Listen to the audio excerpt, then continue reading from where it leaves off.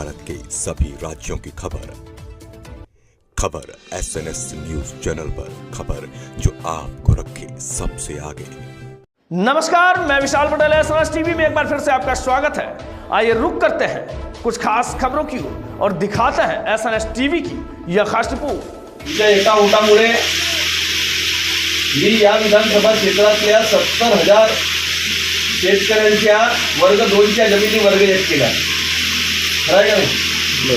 ही एका उठाची किंमत सांगतो तुमच्या आता राजू भाऊ, एका उठाची किंमत 500 ठरवली आहे। दोन माणसातला फरक।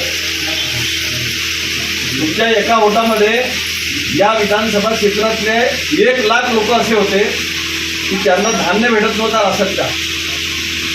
माझ्याकडे न येता किंवा मी तुमच्याकडे हरल्यानंतर गेल्या 5 वर्षामध्ये जो मला बदल दिसून आला, त्या संबंधात मी चिचोली ग्रामवासियांना आणि माझ्या बूथच्या कार्यकर्त्यांना मार्गदर्शन केलं। तुम्हाला माहीत आहे, मी 5 वर्ष आमदार असताना जनतेनं मला एक मत देऊन आमदार बनवल्याची किंमत मी कशा पद्धतीनं त्याची परतफेड केली याची माहिती मी माझ्या मतदारांना आणि बूथच्या कार्यकर्त्यांना समजून सांगितली। आणि या 5 वर्षामध्ये 500 रुपयाच्या बदल्यात जनतेच्या ज्यांनी मत घेतला त्यांनी सत्तेचा दुरुपयोग कशा पद्धतीने केला याची सुद्धा जाणीव करून दिली। हे खरं आहे की रेतीची जशी टंचाई आहे, विविध विकास कामामध्ये जे अडचणी निर्माण झालेल्या आहेत, प्रशासनावर कुठला नियंत्रण राहिला नाही।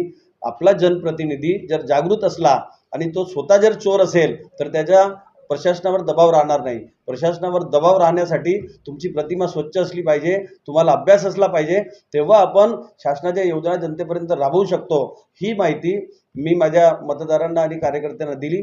आणि माझी जी रणनीती आता या निवडणूक लढण्याची आहे, मी सध्या तरी स्वतंत्रच माझा प्रचार करत आहे। ज्या पक्षामध्ये मी काम करत होतो त्या पक्षाचा काम महाराष्ट्रात बंद झाला असल्यामुळे मी लोकसभेच्या निवडणुकीच्यात डॉक्टर प्रशांत पडवळे यांना पाठिंबा देतानाच घोषणा केली होती की पुढची विधानसभेची निवडणूक मी स्वतंत्र लढणार आहे आणि तीही लोकवर्गणी करून लढणार आहे, अशा पद्धतीची घोषणा केली। आणि त्या अनुषंगानं मी गेल्या 15 दिवसापासून सतत तुमसर मोहाडी विधानसभा क्षेत्रात प्रत्येक गावात बैठका घेऊन लोकांना 2 आमदारातला फरक 14 ते 19 पर्यंत मी केलेली कामं आणि 19 ते आता आज 2024 पर्यंत चालू आमदारांनी कशा पद्धतीने सत्तेचा दुरुपयोग केला याची माहिती जनतेपर्यंत पोहोचवत आहोत।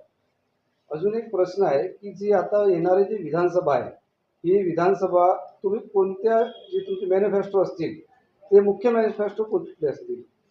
मतदारसंघातल्या ज्या लोकल समस्या आहेत त्या सगळ्यात महत्त्वाच्या विकासनामा असला पाहिजे। आम्हाला काही देश पातळीवर विचार करायचा नाही आहे। आम्ही ज्या मतदारातून निवडून येतो त्यांच्या समस्या दूर झाल्या पाहिजे। आणि मला काही माझा बिझनेस वाढवण्यासाठी राजकारणात मी आलो नाही, तर राजकारणामध्ये मला जनता वोट देते, त्याच्या बदल्यामध्ये मी माझ्या सत्तेचा चांगला वापर करून जनतेला किती न्याय द्यायचा त्या अनुषंगाने प्रयत्न करणार आहे। सरकारी योजना आहे कुठल्याच वाईट नसतात, कोणत्याच सरकारच्या योजना वाईट नाही आहेत, पण त्या योजनेची ग्राउंड लेवलपर्यंत अंमलबजावणी करण्यासाठी मी उद्या आमदार झाल्यानंतर प्रयत्न करेन।